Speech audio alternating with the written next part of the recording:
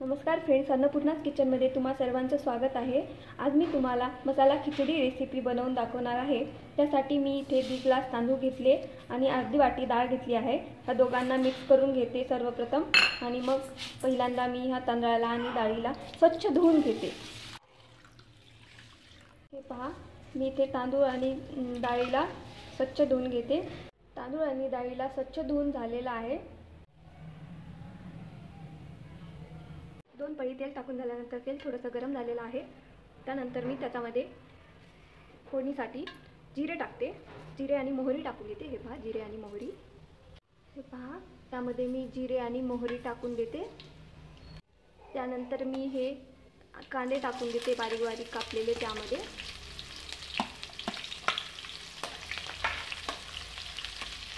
हे कांदे थोडेसे लालसर होईपर्यंत तेलामध्ये परतून घ्यायचं। पहा, कांदे लसणाचा पेस्टला आणि कांद्यांना थोडंसं लालसर रंग आलेला आहे।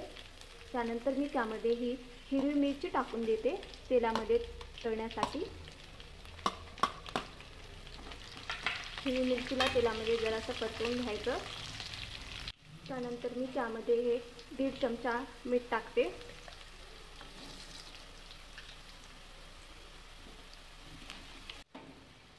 मी इथे एक आलू बारीक बारीक कापून घेतलेला आहे। हे आलू मी ह्यामध्ये टाकून दिले आणि आलूला जरासं तेलामध्ये परतून घेते। त्यानंतर पूर्ण हळद टाकायचं, 1 छोटा चम्मच हळद घेतलेली। त्यानंतर त्यामध्ये मी हे कुटलेले 2 विलायची टाकते आणि ही 2 चे तुकडे टाकते। हे 2 तेजपत्त्याचे पानं आणि 2 लवंगा सर्व मिश्रणाला परतवून घेते। त्यानंतर मी इथे एक टोमॅटो घेतला होता, त्याला मोठे मोठे कापून घेतले आहे। ते मी ह्या तेलामध्ये टाकले आणि त्याला तेलामध्ये परतून घेते। हे पहा, असे चांगल्या पद्धतीने सर्व मिश्रणाला परतवून घ्यायचं तेलामध्ये। थोडासा गोडा मसाला टाकते त्यामध्ये।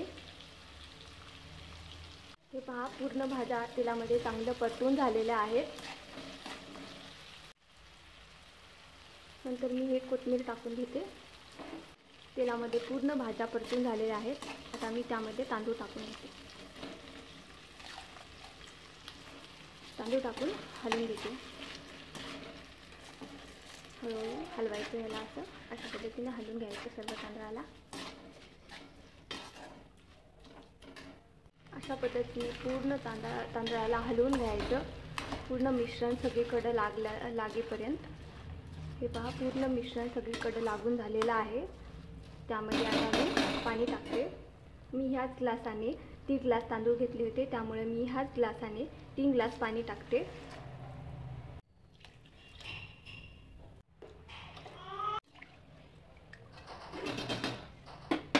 तर हे खिचडी शिजण्यासाठी मी ह्याला 10 ते 15 मिनिटांसाठी झाकून ठेवते। 10 मिनिटं झालेले आहेत आणि अशा पद्धतीने मसाले खिचडी रेडी झालेली आहे खाण्यासाठी। पहा, अशा पद्धतीने मसाले खिचडी